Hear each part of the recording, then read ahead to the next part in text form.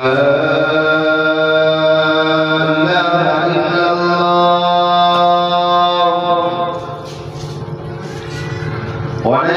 أن سيدنا وحبيبنا وسندنا ومولانا وإمامنا وشفيعنا ومشفعنا محمدا عبده ورسوله صلى الله تبارك وتعالى عليه وعلى آله وأصحابه وأزواجه وذريته وسلم تسليما كثيرا كثيرا. أما بعد فأعوذ بالله من الشيطان الرجيم. بسم الله الرحمن الرحيم. قل إن كنتم تحبون الله فاتبعوني يحببكم الله ويغفر لكم ذنوبكم. صدق الله العظيم. قال النبي صلى الله عليه وسلم: والله لا يؤمن حتى أكون أحب إليه من والده وولده والناس أجمعين، أو كما قال عليه الصلاة والسلام.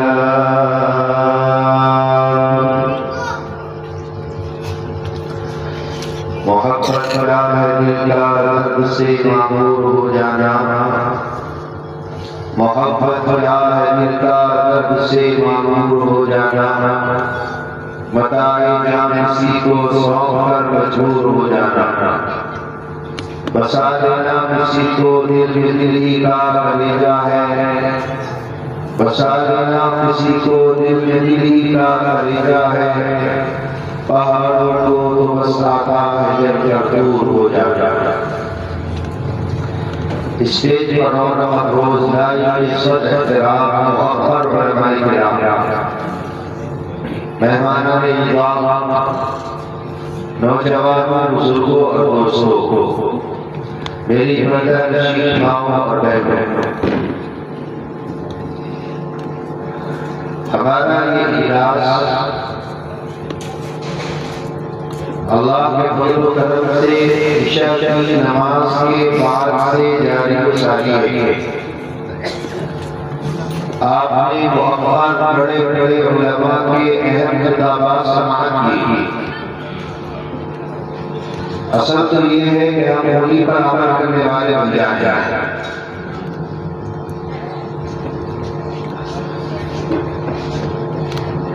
بڑی خوشی اور مسرت کا موقع ہے.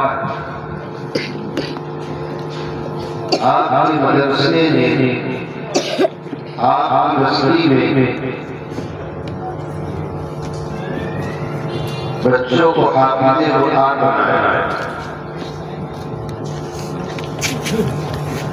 4 یا 5 مولانا الحمدللہ 5 بچے حافظ قرآن بنے ہیں. حافظ محمد اسلام صاحب دعوت برکاتہ، قاری راشد صاحب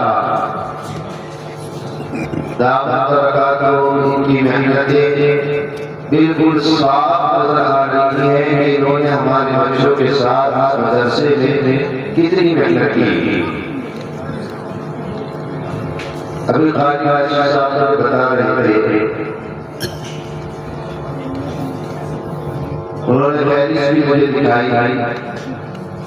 41 بچے جن کا پروگرام دینی پروگرام آپ کے سامنے پیش کیا جاتا تھا. یعنی آپ کی محبت سماعت کی بات آتی تھی، آپ دیکھتے اور سنتے کہ چھوٹے چھوٹے معصوم سے بچوں نے کس طرح دین کی باتوں کو اپنے سینے میں محفوظ کیا، کوئی قرآن کی تلاوت،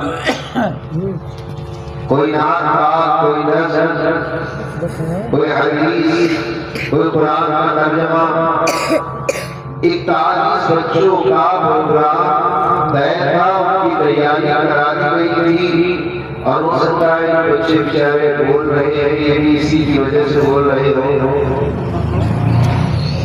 انہیں احساس ہوگا کہ بھئی ہمارا پروگرام نہیں ہوا۔ میں کہوں گا بچوں سے یہ والدین سے کہ کبھی کبھی ایسا موقع ہو جاتا ہے، مشاعر کے بڑے بڑے علماء تشریف لے آتے ہیں، ان کا خیال رکھنا ضروری ہوتا ہے۔ بچوں کے پروگرام کی تیاری کا مقصد ہوتا ہے بچوں کو دین کی باتیں سمجھانا۔ اللہ نے یاد رکھیں جو مقصد تھا وہ حاصل ہو گیا، اس لیے صاحب آپ مایوس ہوں کہ میری محنت بچوں پر لگی ہوئی ہے، یعنی ہمارے بچے مایوس ہوں کہ ہمیں موقع نہیں ملا، اب نہیں ملا پھر انشاءاللہ مل جائے۔ آپ بھی مبارکباد کے لائق ہیں، طلبہ یہ بچے بھی مبارکباد کے مستحق ہیں، انہوں نے اچھے احتیاط کی تیاریاں رکھی ہے، اللہ کی محنتوں کو رائے فرمائے۔ 5 بچے حافظ قرآن بنے ہیں۔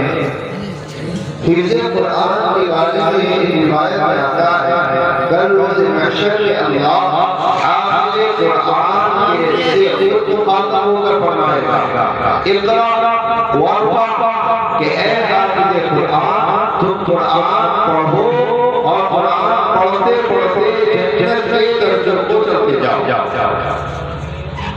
حافظ قرآن پڑھے گا اور جنت کے منازل، جنت کے درجات کو طے کرتا ہوا آگے جائے گا۔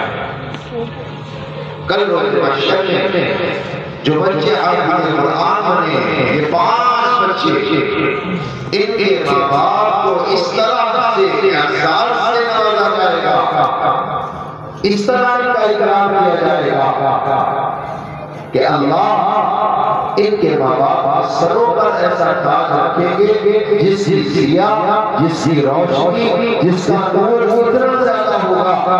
حدیث پاک میں آتا ہے کہ دنیا کا آفتاب، دنیا کا سورج، دنیا کا یہ جو چمکتا ہوا ایک کوكب ہے، سیارہ ہے، سورج جسے ہم کہتے ہیں، وہ اس تاج کے سامنے مار پڑ جائے گا، پھیکا پڑ جائے گا۔ کتنی بڑی روشنی اس کی ہوگی۔ اللہ نے یہ سعادت ان حفاظ کرام کے والدین کے مقدر میں فرمائی۔ اس موقع پر ان بچوں کے استاد محترم جنہوں نے دن رات بچوں پر محنت کی اور ان کے ایمان کو بنانے کے لیے اللہ کے قرآن کی حفاظت کے واسطے دین کے سپاہی، دین کے شجاعت کو پیدا کیا، وہ استاد بھی مبارکباد کے لائق ہیں۔ سرزمین کے مسلمانوں، یاد رکھنا جب تک مسلمانوں کا رشتہ اللہ کے قرآن سے رہے گا، جب تک مسلمان اللہ کے قرآن سے مربوط رہیں گے، اللہ کے قرآن سے ان کا سچا تعلق ہوگا، نماز، روزہ، زکوٰۃ، حج،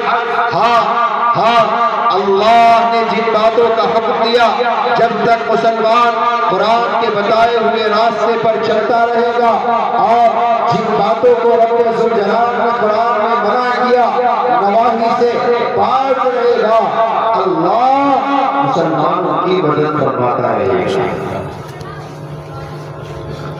قرآن سے مربوط رہنا ایمان کی زیادتی کی علامت ہے۔ حضرت انس رضی اللہ تعالی عنہ سے مروی ہے، وہ فرماتے ہیں کہ اللہ کے نبی علیہ السلام نے ایک حدیث پاک میں ارشاد فرمایا، جس شخص کے اندر 3 باتیں ہوں، جس شخص کے اندر 3 باتیں ہوں، اس کو ایمان کی حلاوت، ایمان مٹھاس نصیب ہوگی. جو شخص 3 باتوں کو اپنائے گا اللہ اسے ایمان کی مٹھاس، ایمان کی شیرنی، ایمان کی حلاوت نصیب فرمائے گا. فرمایا آقا نامدار علیہ السلام نے پہلی بات یہ ہے کہ جس مرد مومن کے سینے میں، جس مرد مومن کے، جس ایمان والے کے دل میں اللہ اور اس کے رسول کی سب سے زیادہ محبت ہو، اللہ اسے ایمان کی مٹھاس نصیب فرمائے. آج ہم مسلمان ہیں، مسلمان زبان سے اللہ کے نبی کی محبت کا دعویٰ کرتا ہے، لیکن معاف کرنا جب ہم اس کے دل کے اندر اور اس کے سینے کے اندر اس کے کردار، اس کی گفتار اور اس کے عمل پر نظر ڈالتے ہیں تو ہاں مسلمانوں کی زندگی ایمان سے دور نظر آتی ہے. اس کے سینے کے اندر اللہ کی محبت، اس کے عمل سے اللہ اور اس کے رسول کی محبت کا جذبہ سامنے نہیں ہوتا. محبت کیا چیز ہوتی ہے؟ ایک واقعہ میں آپ کو سناؤں. حدیث پاک میں آتا ہے، سردنا کے مسلمانوں توجہ سے سننا، میرے بچوں، پیارے بچوں، غور سے سنو، بات مت کرو. اللہ کے نبی علیہ السلام ایک مرتبہ مدینہ سے نکلتے ہیں. مدینہ سے باہر بازار تھا. آپ کی نظر ایک اونٹ پر پڑتی ہے. میرے آقا صلی اللہ علیہ وسلم اونٹ کے مالک کے پاس جاتے ہیں. صرف اس کا اونٹ تھا. آپ نے فرمایا کہ تم اسے بیچنا چاہتے ہو؟ وہ کہتا ہے کہ ہاں میں اسے بیچنا چاہتا ہوں. حضور نے پوچھا کتنے کا ہے؟ اس نے کہا کتنے کا ہے. حدیث میں قیمت بیان نہیں کی گئی، قضا وقضا کے الفاظ ہیں. اللہ کے نبی علیہ السلام کا اتنے میں معاملہ طے ہو گیا. اللہ کے نبی نے صاف بول کر بیان کیا کہ میرے بھائی، میں تم سے یہ اونٹ خرید تو رہا ہوں، لیکن میرے پاس اس وقت پیسے نہیں ہیں. میں آپ کو مدینہ جا کر پیسے دوں گا، کوئی حرج تو نہیں. بیچنے والے نے کہا ٹھیک ہے. معاملہ عقد طے ہو جاتا ہے. سردنا والوں اتفاق یہ ہوا کہ یہ اللہ کے نبی مدینہ کی طرف چلتے ہیں. بیچنے والا اونٹ کو پکڑے ہوئے آپ کے پیچھے چل رہا تھا. کوئی تیسرا شخص آیا اور اس نے معاملہ اور عقد کے اندر مداخلت کی اور آ کر اس بیچنے والے کے کان میں کہتا ہے کیا تم اس اونٹ کو بیچ رہے ہو؟ اس نے کہا کہ نہیں، میں تو یہ محمد رسول اللہ کو اونٹ بیچ چکا ہوں. اس نے کہا کہ دیکھو، تم نے جس قیمت میں بیچا ہے میں اس قیمت سے زیادہ تمہیں قیمت دوں گا. میرے بھائیو، اس بھائی اور اس بیچنے والے کے دل کے اندر لالچ اور طمع آ جاتا ہے اور اس نے کہا ٹھیک ہے، میں اب یہ اونٹ تمہیں دیتا ہوں. اللہ کے نبی کو جب اس بات کا علم ہوا، پیارے نبی نے اس بیچنے والے سے فرمایا تمہارے میرے درمیان تو گفتگو ہو چکی ہے، معاملہ طے ہو چکا ہے. میں نے تم سے یہ اونٹ خرید لیا ہے اور میں نے آپ سے کہا کہ میں آپ کو اس اونٹ کی قیمت مدینے جا کر دوں گا. پھر اب کیا بات ہو گئی؟ سنو کیا بات ہوئی ہے، کیا واقعہ پیش آیا. وہ کہتا ہے اے محمد رسول اللہ، آپ نے اس اونٹ کو خریدا ہے، آپ کے پاس گواہ ہے؟ گواہ پیش کرو، گواہ لاؤ. کہاں ہے گواہ؟ ظاہر سی بات ہے، اسلام کے اندر اگر کوئی مسئلہ پیش ہو جائے اور کوئی آدمی کہتا ہے کہ میں نے خریدا ہے، دوسرا کہتا ہے کہ نہیں میں نے نہیں بیچا، تو اب قاضی کی عدالت رکھتی ہے. اسلام یہ کہتا ہے جو گواہ پیش کرے گا اس کی بات تسلیم کی جائے. اور گواہ کتنے؟ 2 مرد یا 1 مرد اور 2 عورتیں. یہ اسلامی قانون ہے. گواہ ہونے چاہیے. اب ظاہر سی بات ہے معاملہ تو اس کے اور حضور کے درمیان پیش آیا تھا، کوئی گواہ نہیں تھا۔ حضور نے فرمایا میرے پاس تو کوئی گواہ نہیں ہے، میں تمہیں گواہ کیسے دے سکتا ہوں؟ سر لگا والو، اس پیشے والے اور حضور کے درمیان یہ بات چلی رہی تھی کہ صحابہ جمع ہو گئے اور اللہ کے نبی کو اس بات کے بارے میں دیکھ رہے تھے۔ آپ کے پاس کوئی گواہ نہیں تھا۔ ایک صحابی رسول جن کا نام حدیث پاک میں آتا ہے حضرت خزیمہ رضی اللہ عنہ، وہ حضور کی خدمت میں آئے اور آ کر فرمایا اے پیارے نبی، میں گواہی دیتا ہوں کہ آپ نے اونٹ اسی شخص سے خریدا ہے۔ اللہ کے نبی نے فرمایا خزیمہ تم کیسے گواہی دے سکتے ہو؟ تم تو وہاں موجود نہیں تھے، تم وہاں موقع پر موجود نہیں تھے جب میرے اور اس کے درمیان معاملہ ہوا، عقد ہوا، خرید و فروخت کا معاملہ ہوا، تم تو وہاں موجود نہیں تھے، تم کیسے گواہی دے سکتے ہو؟ رب کعبہ کی قسم سردنے والوں، ایمان کیا ہے، ایمانی غیرت کیا ہے، ایمانی حمیت کیا ہے، ہمیں صحابہ سے ملتا ہے۔ اللہ کے نبی کی محبت دیکھو۔ حضرت خزیمہ نے فرمایا اللہ کے نبی آپ کیسی بات کرتے ہیں؟ ہم تو آپ کے بارے میں پیغمبر ہونے کی گواہی دیتے ہیں، آپ جو کچھ کہتے ہیں اس میں آپ سچے ہیں، آپ جھوٹ نہیں بول سکتے۔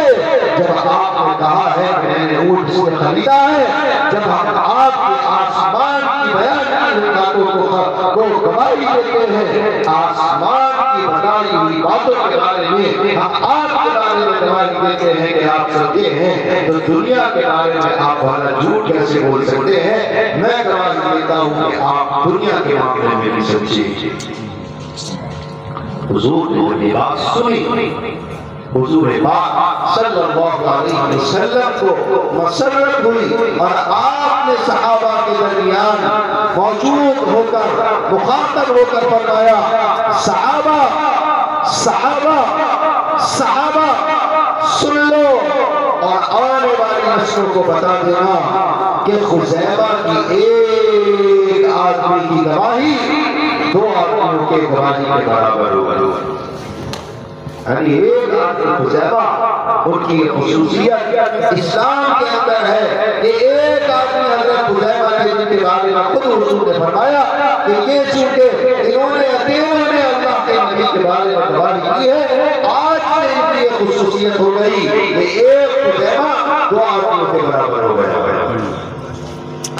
آج ہمارے بارے میں کتنی محبت، ہم اللہ اور اس کے رسول سے کتنی محبت کرتے ہیں۔ معاف کرنا، ہم نے اللہ کے رسول کے بارے میں گواہی دی، ہم نے اللہ کے نبی پر ایمان لائے اور اسلام پر بیعت کی، اسلام قبول کیا، لیکن ہمارے دلوں کے اندر اللہ کے نبی کی محبت نظر نہیں آتی۔ اللہ کی قسم معاف کرنا مسلمانوں، اگر ہمیں اللہ کے نبی سے محبت ہوتی تو ہماری نماز پاک نہ ہوتی، ہمارا روزہ پاک نہ ہوتا، ہماری زکات پاک نہ ہوتی، ہماری حج پاک نہ ہوتا۔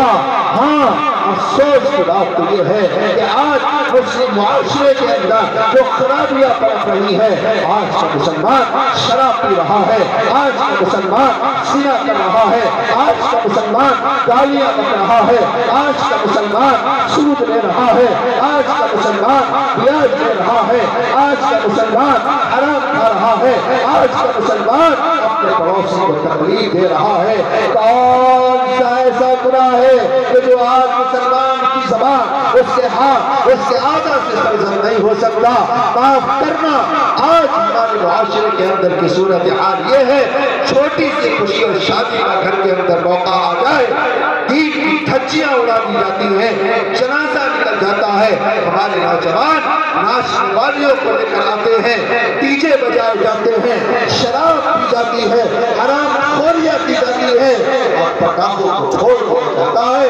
معاف کرنا، آج ہماری شادیوں کے اندر جو آج بدتمیزیاں ہو رہی ہیں، اللہ کی قسم و اللہ کے نبی کی محبت کی وجہ نہیں ہو سکتی۔ میرے بھائیوں، آپ دیکھیں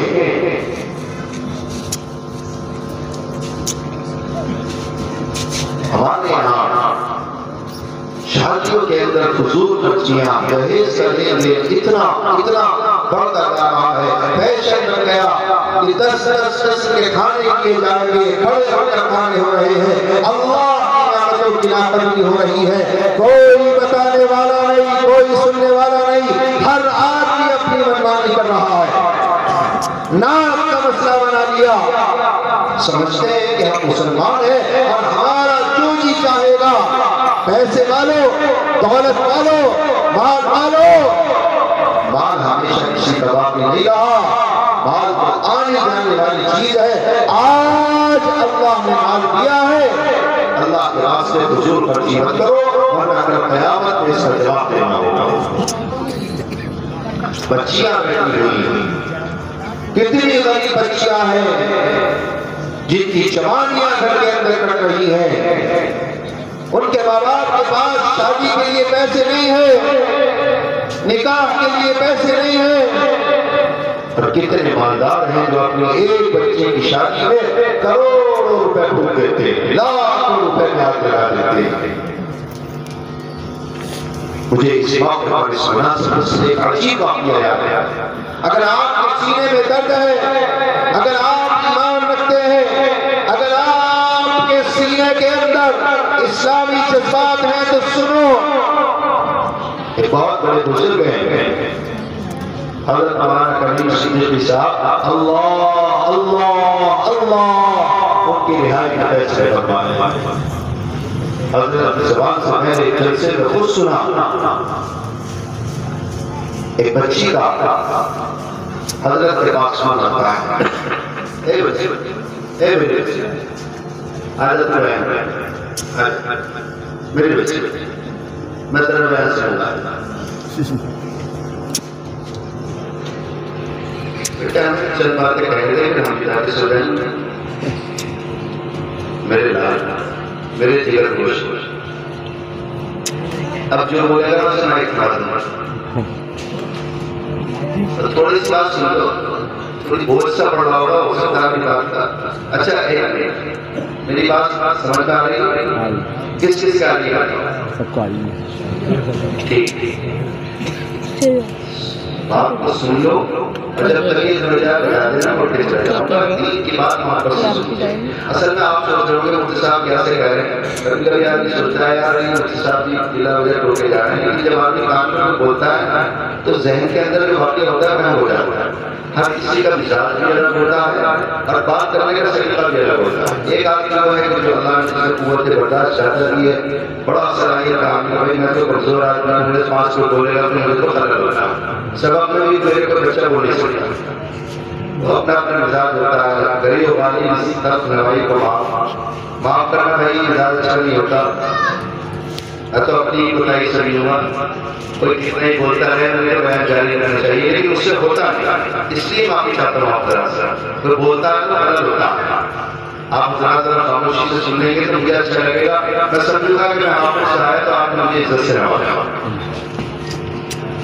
حضرت مولانا کریم صدیقی صاحب دعوت برکاتہ کے پاس ایک بچی کا فون آیا اور وہ فون پر حضرت سے مسئلہ پوچھتی ہے،